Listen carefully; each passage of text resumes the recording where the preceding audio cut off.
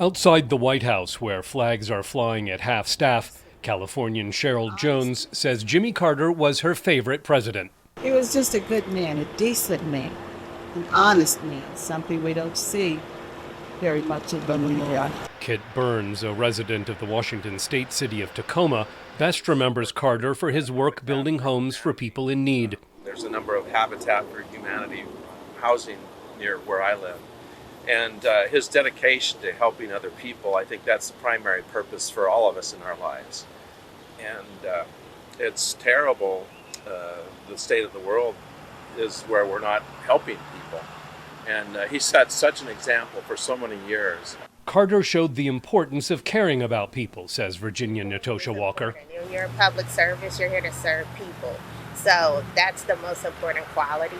And leading by example.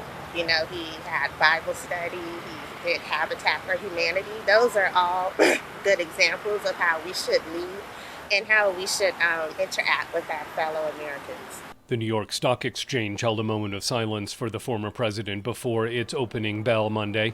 New Jersey resident Dolores Spivak remembers Carter's work with Israelis and Palestinians.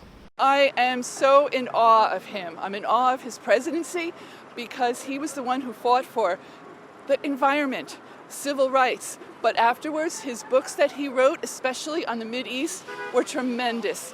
I get chills when I talk, when I think about the Camp David Agreement. Carter's death is an opportunity to learn more about his life and presidency, says Connecticut resident Kim Potvin.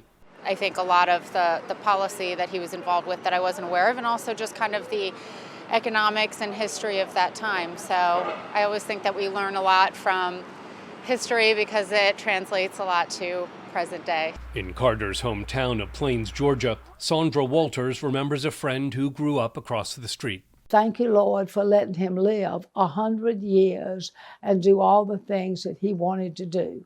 And I think he accomplished so much that who could be sad over anybody who had done what that man had done from a little town in Plains, Georgia, raised on a peanut farm, and became the President of the United States. Carter will be buried in Plains after a state funeral in Washington on January 9th. Scott Stearns, VOA News.